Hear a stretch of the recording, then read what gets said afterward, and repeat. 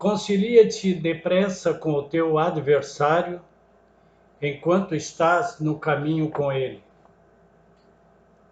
Jesus em Mateus.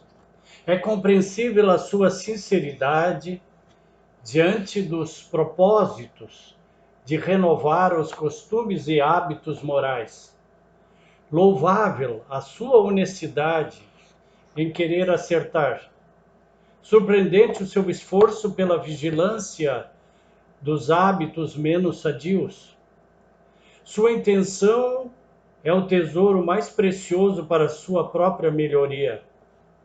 Ainda assim, inevitavelmente, tu te defrontarás inúmeras vezes com a queda, o remorso e o desânimo. Temos milênios de trevas contra nossos mais sinceros anseios de luz. Quando você derrapar perante a própria consciência, não aplique a si mesmo o regime da impiedade. Seja complacente consigo.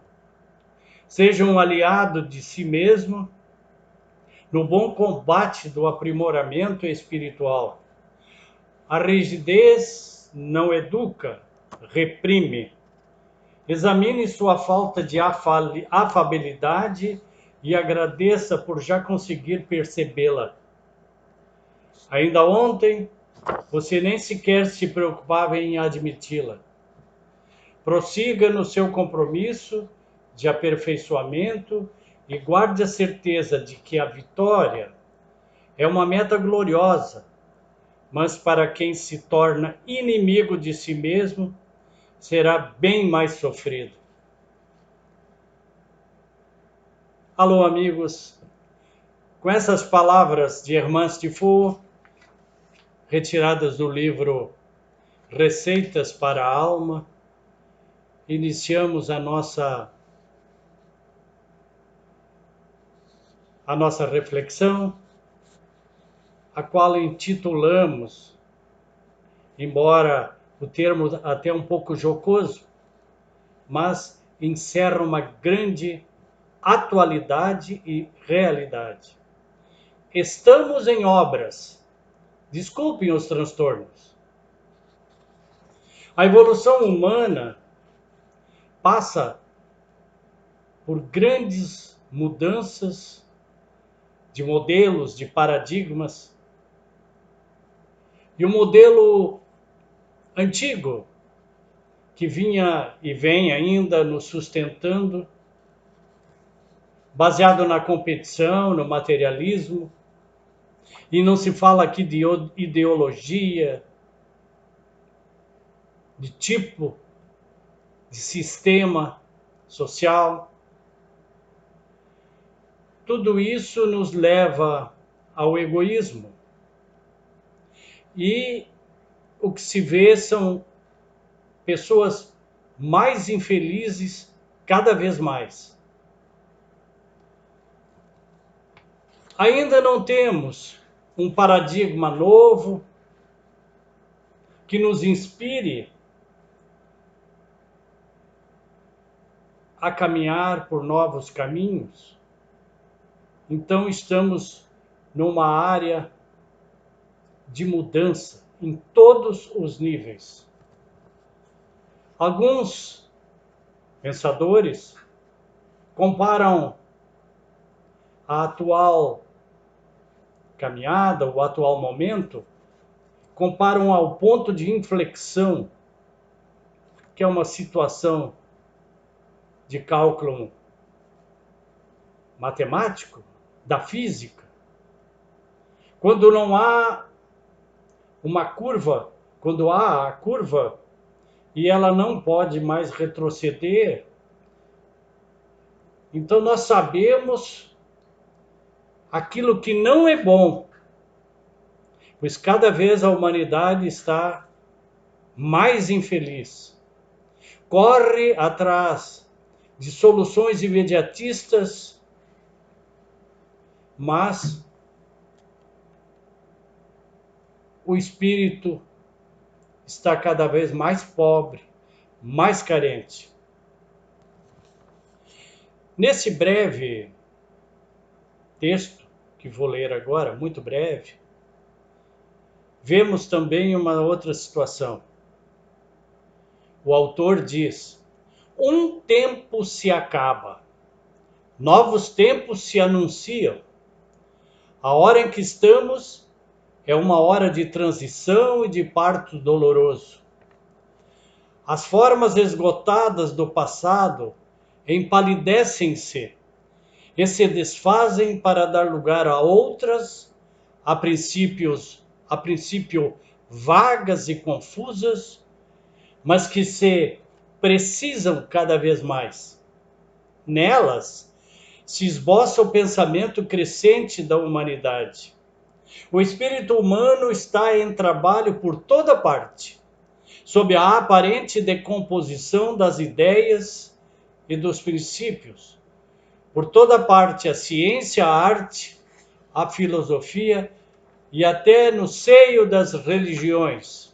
O observador atento pode verificar que uma lenta e laborosa gestação se produz.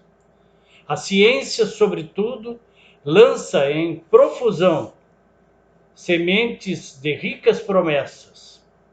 O século que começa será o de potentes eclosões. Esse texto, parece-nos, tenha sido escrito semana passada.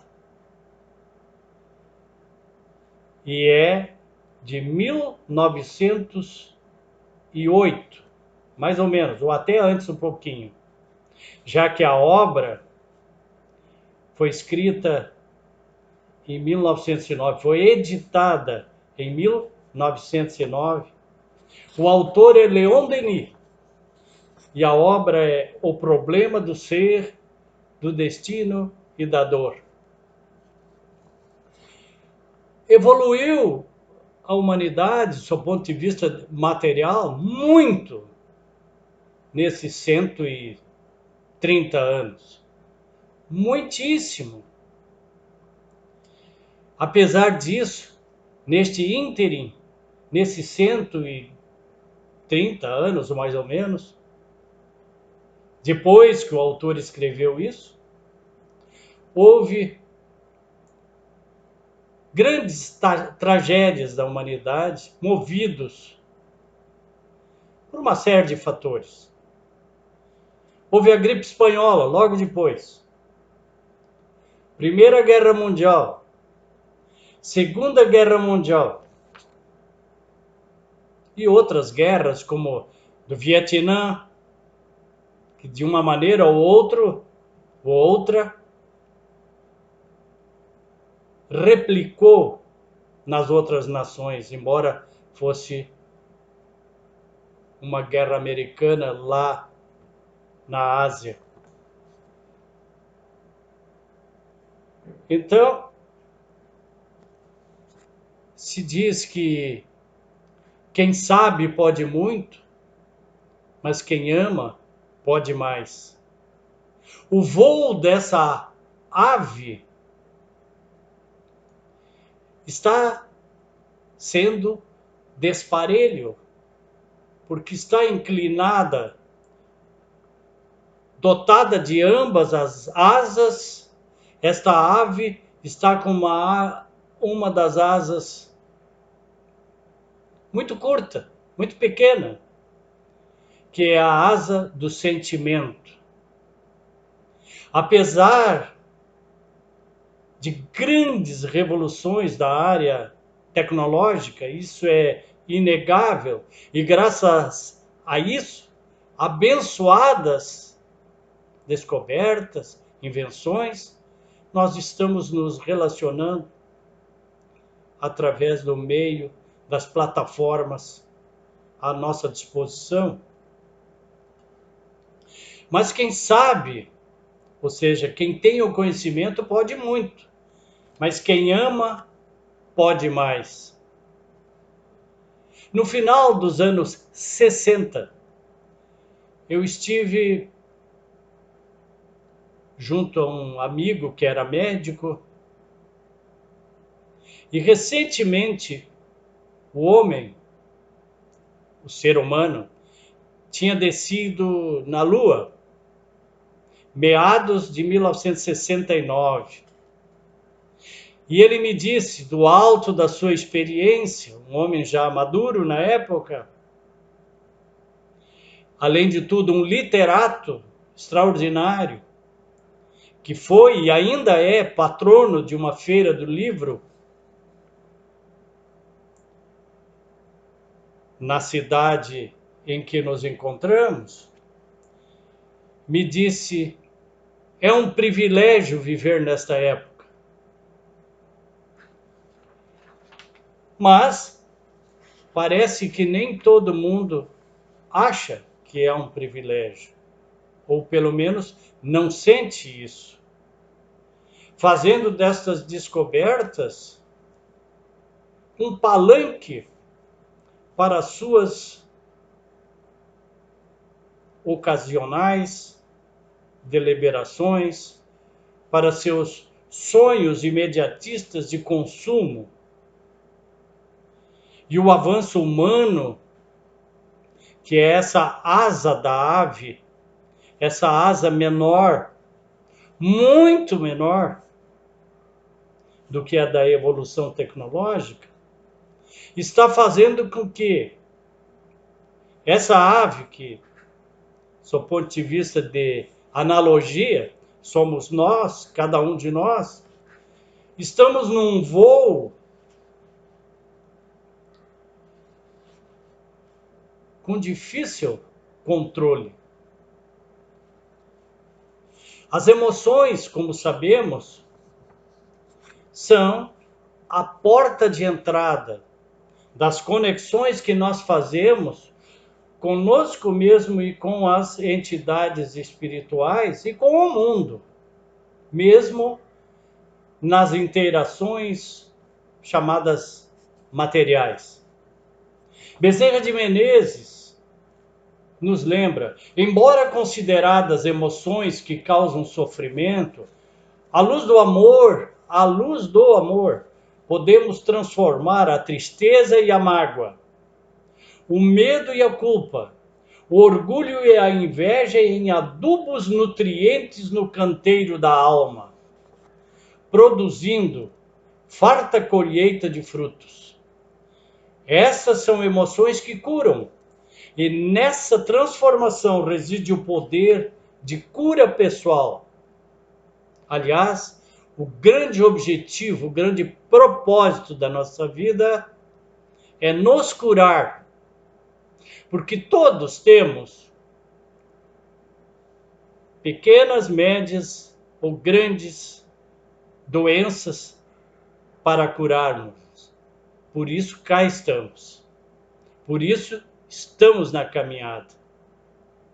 E para isso recebemos do mundo, da vida e do Pai, do nosso Criador, todas as condições mínimas, e o resto a gente faz, para deflagrar um processo de crescimento que possamos, quando retornarmos à pátria espiritual, termos a certeza, a convicção interior de que melhoramos e não nos endividamos ainda mais.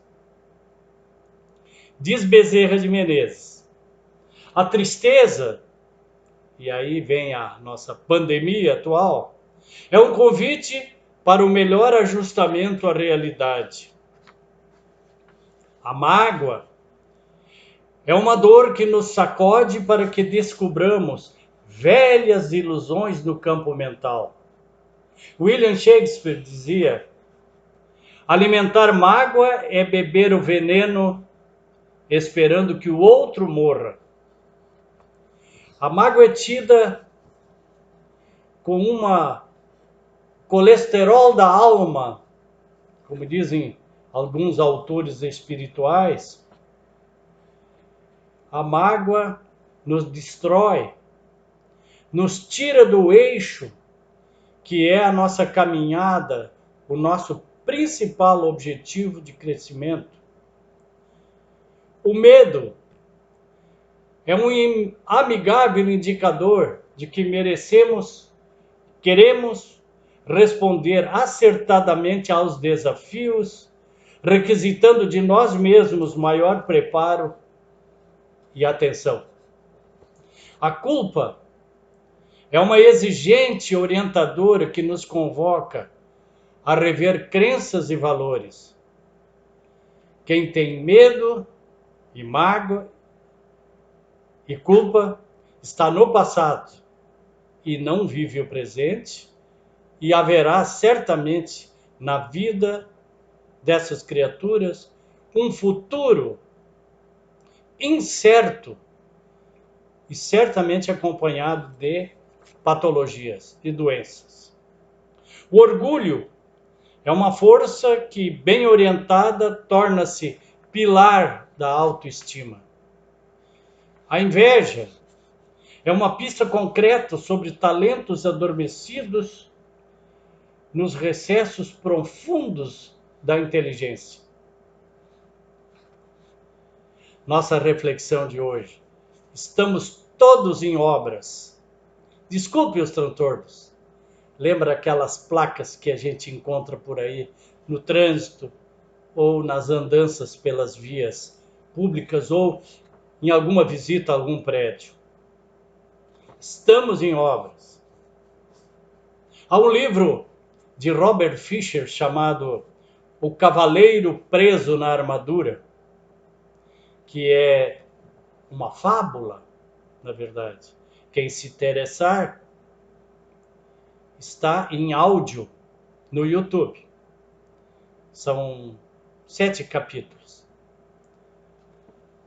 Como sabe, a fábula é um estilo literário, é um gênero literário que fala em forma de historiazinhas, algo profundamente marcante e que justamente por ser colocado em histórias atinge-nos de uma maneira muito benéfica e muito profunda.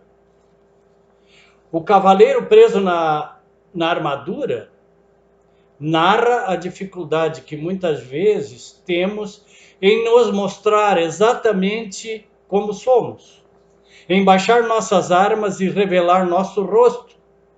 O homem desta fábula acaba, sem querer, se distanciando das pessoas que ama, esposa e filho, e perdendo sua identidade. No mundo moderno, no mundo da ave que voa inclinada porque uma das asas é reduzida e não consegue alçar um voo equilibrado, a pergunta se impõe: quem somos nós atrás da armadura? Enfrentar as nossas dificuldades de frente.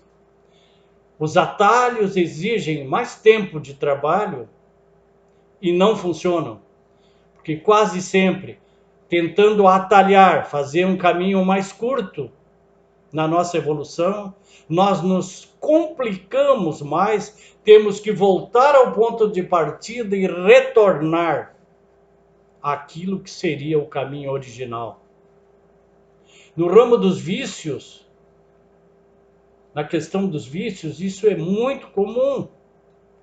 Cada recaída que temos, precisamos retornar ao nosso aconchego pessoal, refazer os planos e de novo enfrentar a si mesmo nos verdadeiros caminhos que a vida nos oferece. Somos herdeiros de nós mesmos. Somos herdeiros de nós mesmos. Nesse momento, no planeta, é um momento único. É como uma aeronave que está em pleno voo, já voo de cruzeiro, e o comandante fala para os passageiros e tripulação que há uma pequena avaria, mas vamos consertar em pleno voo. Ora, é assim que a gente se sente. Consertando-nos, estamos em obras o tempo todo. E aqueles que se acercam de nós são, sem dúvida, os grandes testes para sabermos como nós estamos nos saindo nessa obra, desculpando-nos os transtornos. Há um poeta brasileiro que escreveu, e é uma música, Começar de Novo. E diz, eu só vou ler alguns trechos da música, obviamente sem o refrão, né? Ivan Lins diz: começar de novo e contar comigo. Vai valer a pena ter amanhecido, ter me rebelado, ter me debatido, ter me machucado, ter sobrevivido. Ter virado a mesa, ter me conhecido, ter virado o barco, ter me socorrido.